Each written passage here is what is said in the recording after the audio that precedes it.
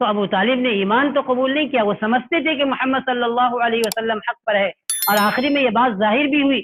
لیکن بعض دفعہ انسان کو ناک کا جب مسئلہ پیش آ جاتا ہے تو حق بات کے قبول کرنے سے وہ محروم ہو جاتا ہے۔ ابو طالب کا مسئلہ صرف ناک کا تھا۔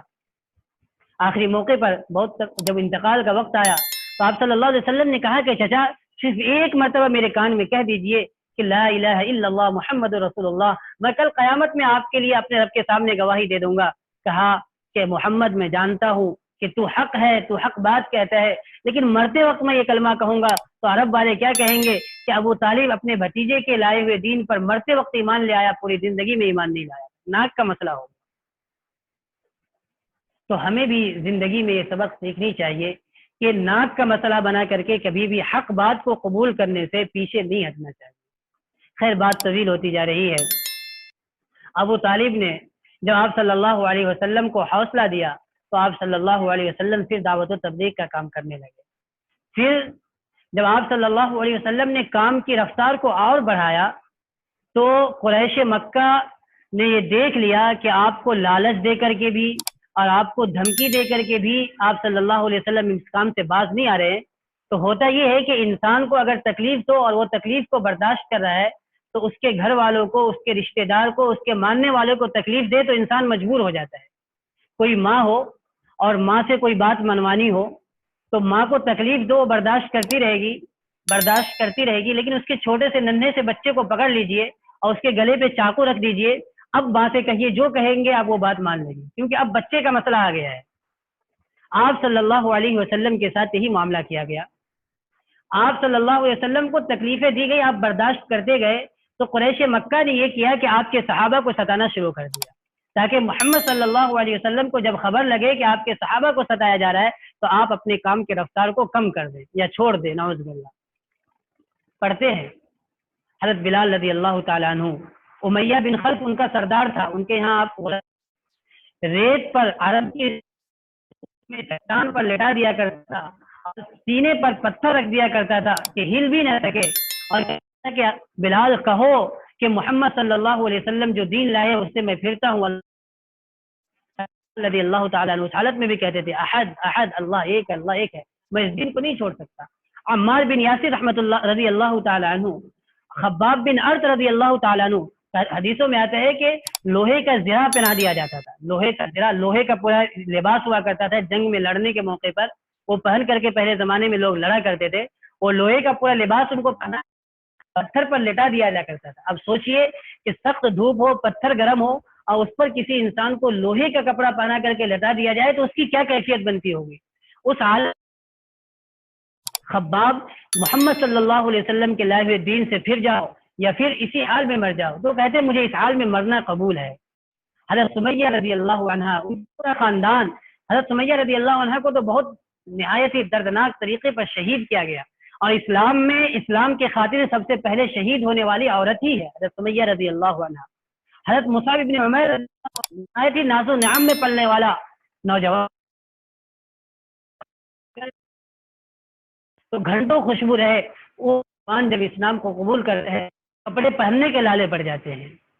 حضرت عثمان رضی اللہ تعالیٰ عنہ، انہوں نے ایمان نے ان کو اس طرح ختم ہو گئی تو کہ تمہارے ایمان لانے کی وجہ سے ایک آنکھ چلی گئی، کیوں ایمان قبول کیے؟ تو خدا کی قسم تمہیں پتہ نہیں، میری دوسری آنکھ بھی یہ تمنا کر رہی ہے کہ اس ایمان کی خاطر میری دوسری آنکھ کی بھی روشنی ختم ہو جائے۔ ایسی تکلیفیں دی گئی، بیان سنتے رہتے ہیں ہم، صرف مجھے اشارہ کرنا مقصود ہے کہ آپ کتابوں میں جا کر کے ان چیزوں کو پڑھیں۔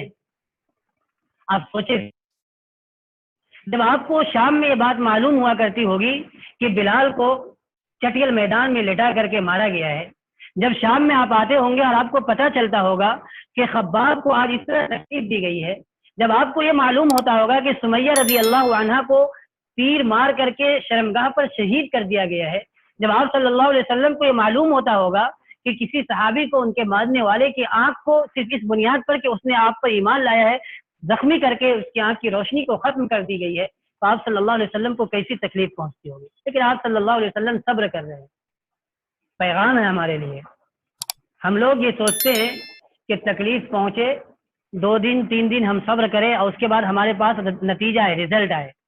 10 دن ہمارے پاس کوئی تکلیف پہنچ گئی، 2 مہینہ 3 مہینہ ہمیں کوئی تکلیف پہنچ گئی، ہم نے نماز پڑھا، روزہ رکھا، زکوٰۃ دی، حج کیے، جو بھی نیکی کے کام کر سکتے تھے صدقہ و خیرات کیے، اب دعا کر رہے ہیں تو اب سب کے پاس شکایت کر رہے ہیں. ارے 4 مہینے ہو گئے، میں نے تمام برائیوں کو چھوڑ دیا، یہ نیکی بھی کی، یہ نیکی بھی کی، تکبیر اولیٰ کے ساتھ نماز پڑھی، لیکن پریشانی ختم ہی نہیں ہو رہی. ہم چاہتے ہیں کہ فوراً رزلٹ ملے 2 مہینے کے بعد، 3 مہینے کے بعد. کبھی کبھی ایسا ہوتا ہے کہ انسان اس تکلیف میں پوری زندگی گزار دیتا ہے، اللہ تبارک و تعالیٰ بدلہ کل قیامت کے دن عنایت فرمائیں گے. آپ صلی اللہ علیہ وسلم ہے، محمد عربی صلی اللہ علیہ وسلم ہے، اور آپ صلی اللہ علیہ وسلم کے صحابہ کو تکلیف دی جا رہی ہے. کیا آپ دعا نہیں کر سکتے تھے؟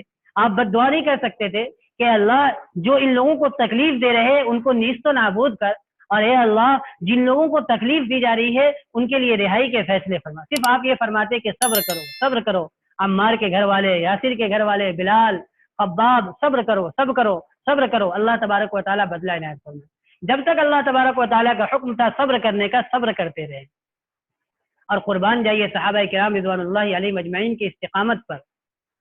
جو ایک مرتبہ ایمان قبول کر لیتا تھا، پھر دنیا ادھر سے ادھر ہو جائے وہ ایمان سے پھرتے نہیں تھے. کیسی کیسی تکلیف دی جا رہی ہے، ہمارے اوپر کچھ حالات آ جائے تو ہمارا ایمان فوراً متزلزل ہو جاتا ہے کہ نہ جانے اللہ تبارک و تعالیٰ میری دعا کو سنتے کیوں نہیں، میری باتوں کو سنتے کیوں نہیں. لیکن ایسے لوگ اور ایسی پریشانیاں جھیل رہے ہیں، اتنی تکلیف برداشت کر رہے، لیکن ایمان سے پھر نہیں رہے، بلکہ الٹا اثر ہو رہا ہے. کیا الٹا اثر ہو رہا ہے؟ صحابہ کرام کے استقامت کو دیکھ کر کے وہ لوگ جو تکلیف دینے والے ہیں وہ ایمان قبول کر رہے ہیں.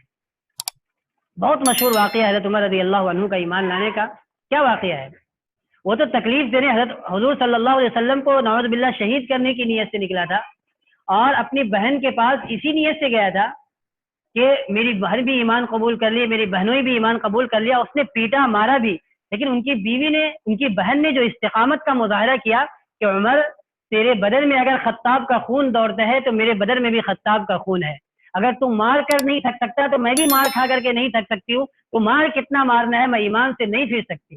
جب یہ جملہ نکلا ہے ان کی بہن کی زبان سے تو عمر سناٹے میں آ گئے. کہنے لگے کہ کیا پڑھ رہی تھی، کیا پڑھا رہے تھے؟ تو کہنے لگے یہ ہے، جو طویل واقعہ ہے. پھر اس کے بعد جا کر کے وہ ایمان قبول کی. کیوں ایمان قبول کی ہے؟ استقامت کو دیکھ کر کے. ایک آدمی ایمان پہ آ گیا، پھر وہ ایمان پر آنے کے بعد کتنی بھی اس کو تکلیف دے دی جا رہی ہے وہ ایمان سے 1 انچ پیچھے ہٹنے کے لیے تیار نہیں ہے. اس بات نے کتنے لوگوں کو ایمان لانے پر مجبور کیا. حضور صلی اللہ علیہ وسلم کے چچا حضرت حمزہ رضی اللہ تعالیٰ عنہ کا واقعہ سنتے رہتے ہیں. حضور صلی اللہ علیہ وسلم کی استقامت کی وجہ سے انہوں نے ایمان قبول کیا. خیر، یہ باتیں طویل ہوتی جا رہی ہے. آپ صلی اللہ علیہ وسلم اس طرح دعوت و تبلیغ کا کام کرتے رہے. 10 سال گزر گیا، 9 سال. چند لوگ ابھی بھی ایمان قبول کیے ہیں.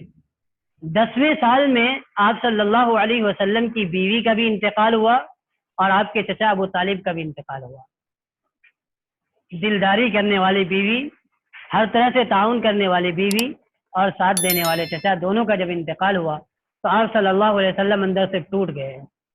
آپ صلی اللہ علیہ وسلم نے اس سال کا نام عام الحزن رکھا، یعنی غم کا سال. آپ صلی اللہ علیہ وسلم جب یہ دونوں انتقال فرما گئے تو آپ صلی اللہ علیہ وسلم کو اور تکلیفیں دی جانے لگی، بے انتہا تکلیف. آپ کے لیے برداشت کرنا مشکل ہو گیا. آپ نے حبشہ کی طرف ہجرت کرنے کا حکم دیا، صحابہ نے ہجرت کی. طویل واقعات ہیں. اس قدر آپ کو پریشان کیا گیا کہ آپ نے طائف کا سفر کرنے کا ارادہ کیا. آپ طائف کے واقعات کو سنتے رہتے ہیں. آپ یہ اس امید پر کہ طائف کے لوگ سمجھدار ہیں، کچھ پڑھے لکھے لوگ ہیں، وہ ہماری بات کو توجہ سے سنیں گے. اگر وہ لوگ ایمان قبول کر لیں گے تو یہاں سے ایمان چل پڑے گی اور ایمان لوگوں کے دلوں تک پہنچ جائے گا. لیکن بات الٹی ہوئی. جس سے زیادہ امید تھی وہ لوگ اور زیادہ مخالف نکلے. انہوں نے بات کرنا بھی پسند نہیں کیا. راستے پر آپ صلی اللہ علیہ وسلم کو واپس کر دیا اور راستے پر دونوں طرف نوجوانوں کو کھڑا کر دیا کہ پتھر مارے آپ صلی اللہ علیہ وسلم. پتھر مارے گئے. آپ صلی اللہ علیہ وسلم کے جسم مبارک زخمی ہوئے. ایسے موقع پر فرشتے بھی آئے اور انہوں نے کہا کہ آپ حکم دیجئے تو طائف کو دونوں پہاڑوں کے درمیان ہم کچل کر کے رکھ دیں. آپ نے فرمایا کہ نہیں، یہ لوگ ایمان نہیں لاتے، لیکن اللہ کی ذات سے امید ہے کہ ان کی نسل میں سے کوئی ایمان لائے گا جس سے اللہ تعالیٰ دین کا کام لے. یہ استقامت، یہ حوصلہ، یہ نبی صلی اللہ علیہ وسلم کا حوصلہ تھا. لیکن یہ بات یاد رکھیں کہ آپ صلی اللہ علیہ وسلم طائف کے سفر کے بعد بہت زیادہ پریشان ہو گئے تھے، بہت زیادہ رنجیدہ ہو گئے تھے. اس وقت جو آپ صلی اللہ علیہ وسلم نے جو دعا کی ہے حدیث میں پڑھی ہے، اللہم اشکو الیک ضعف قوتی وقلت حیلتی وہوانی علی الناس انت ارحم الراحمین یا رب المستضعفین الی من تکلنی الی بعید یتہجمنی ام الی عدو ملکته امری. یہ دعا آپ صلی اللہ علیہ وسلم کیسی عبدیت میں ڈوب کر کے دعا کی ہے، یا اللہ آپ نے کس کے حوالے ہمیں کر دیا، یا اللہ مجھے کس کے حوالے کر دیا، یا اللہ میں اپنی کمزوری کا، اللہم اشکو الیک ضعف قوتی وقلت حیلتی، اپنے ناتجربہ کاری کا، وہوانی علی الناس، لوگوں کے درمیان اپنے ہلکے پن کا آپ سے شکوہ کرتا ہوں. یا اللہ آپ نے کیسے لوگوں کے حوالے کر دیا جو ترشرو ہیں، جو میری بات کو سننے کے لیے تیار نہیں. یا اللہ آپ نے کیسے لوگوں کے حوالے کر دیا، ایسے دشمن کے حوالے کر دیا جس کے حوالے میرے معاملے کو کر دیا. لیکن یا اللہ اگر اس حال میں بھی آپ مجھ سے راضی ہے تو مجھے ان کی کوئی پرواہ نہیں. نبی کی اور ایسے موقع پر دعا ہے، جب اس کو پڑھیں گے اور انسان اکیلے میں بیٹھ کر پڑھتا ہے تو آنکھوں سے آنسو جاری ہوئے بغیر نہیں رہ سکتے. یہ آپ صلی اللہ علیہ وسلم نے دعا کی ہے تو اللہ تبارک و تعالیٰ نے کہا کہ میرے محبوب بہت ہو گیا، دنیا والوں نے آپ کو تکلیف دی ہے، دنیا والوں نے آپ کے راستے پر کانٹے بچھائے ہیں، آپ کو پریشان کیا گیا ہے، آپ کی بات نہیں سنی ہے. آپ کو عرش پر بلایا جائے گا، آپ کو آسمان پر بلایا جائے گا اور فرشتوں کو آپ کے استقبال کے لیے تیار کیا جائے گا اور آپ کو اللہ تبارک و تعالیٰ اپنے قرب حاصل، آپ کو اپنا قرب عنایت فرمائے گا. چنانچہ یہیں پر آپ صلی اللہ علیہ وسلم کو معراج پر بلایا گیا اور 5 وقت کی نماز دی گئی. اس کے بعد آپ صلی اللہ علیہ وسلم جب مکہ والوں سے مایوس ہو گئے تو حج کے موقع پر جو لوگ آتے تھے ان کے درمیان دعوت و تبلیغ کا کام شروع کیا. مدینہ کے چند لوگ آئے، پہاڑ کے گھاٹی کے درمیان ان کو دین کی بات سمجھائے، کچھ لوگوں کو بات سمجھ میں آئی، وہ گئے. پھر 1 سال کے بعد 12 لوگوں کو لے کر کے آئے، انہوں نے ایمان قبول کیا اور انہوں نے آپ صلی اللہ علیہ وسلم کو مدینہ منورہ آنے کی دعوت دی.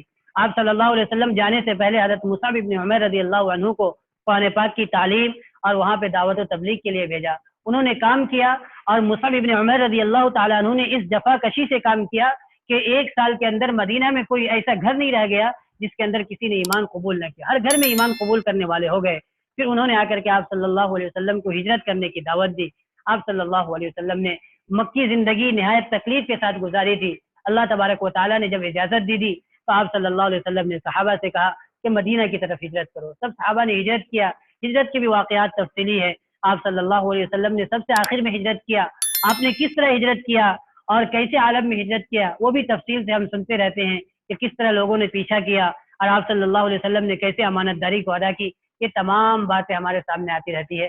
یہ چند باتیں ابھی ہمارے سامنے آ سکی. اللہ تبارک و تعالی ان باتوں کو سن کر کے پڑھ کر کے ہمیں جو اس سے نتیجے حاصل ہوتے ہیں اس نتیجے کو حاصل کر کے اپنی زندگیوں کو اس کے مطابق ڈھالنے کی فکر کرنے کی توفیق عنایت فرمائے. آج 2 دن کی مجلس ختم ہو چکی، اب آخری دن کل رہ گیا ہے. اتنا بڑا مجمع ہے، کافی ہے. اگر 1 آدمی اور 2 آدمی بھی بات سن لے اللہ اور رسول کی نسبت پر تو بہت بڑی بات ہے. ہمارے کہنے کا مقصد حاصل ہو گیا اور آپ کے سننے کا بھی مقصد حاصل ہو گیا.